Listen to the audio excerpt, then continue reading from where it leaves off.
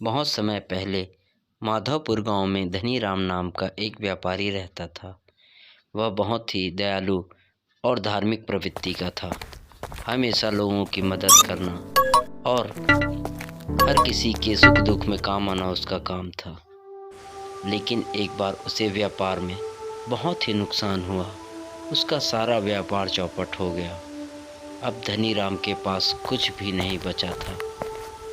लोगों ने भी समय देखकर उससे मुंह फेर लिया और अब कोई भी उसकी सहायता करने वाला नहीं था। धनीराम बहुत ही दुखी रहता। एक दिन सोते समय वह सोच रहा था, मैं तो सबकी मदद ही करता हूँ, फिर मेरे साथ ऐसा क्यों हुआ। ऐसा सोचते सोचते उसे कब नींद आ गई उसे पता ही नहीं चला।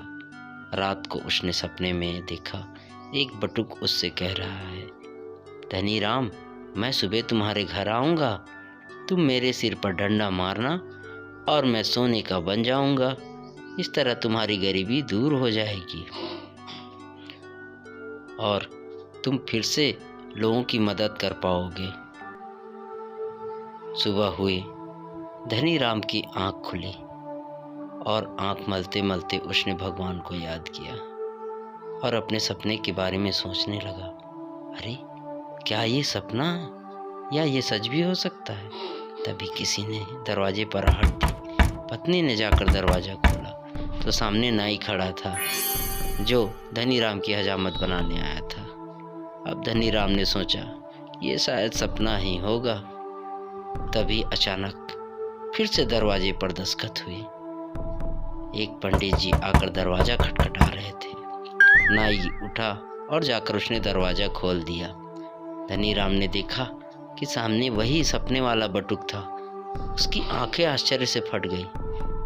अब उसने सपना को शायद सच होते देखा और एक डंडा उठा लाया।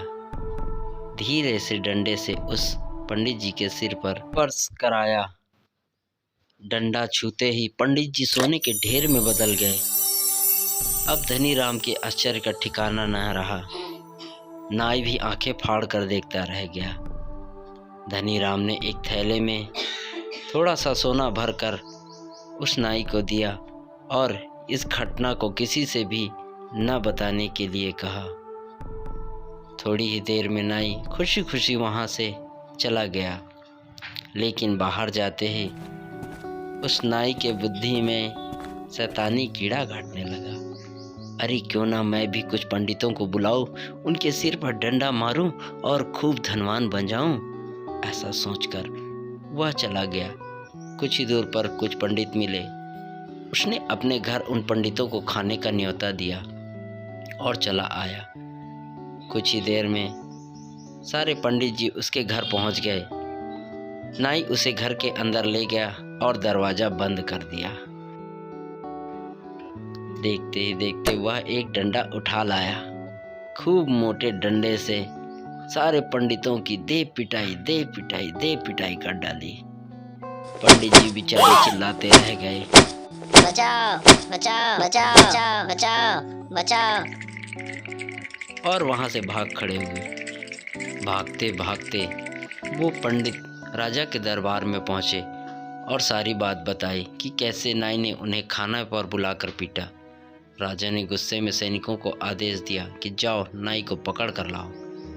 राजा की आज्ञा पाते ही सैनिक दौड़ पड़े और जाकर उस नाई को पकड़ लिया।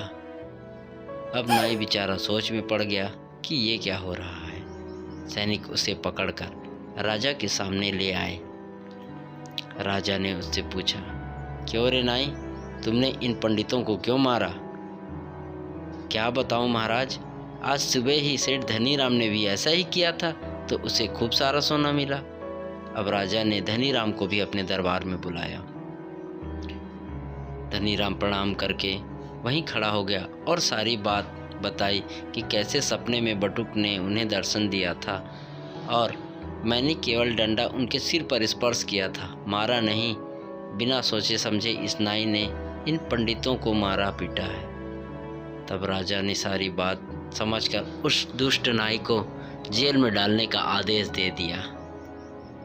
दोस्तों अगर आपको ये कहानी पसंद आई तो वीडियो को लाइक कीजिए, चैनल को सब्सक्राइब कीजिए और बेल आइकन जरूर दबाइए।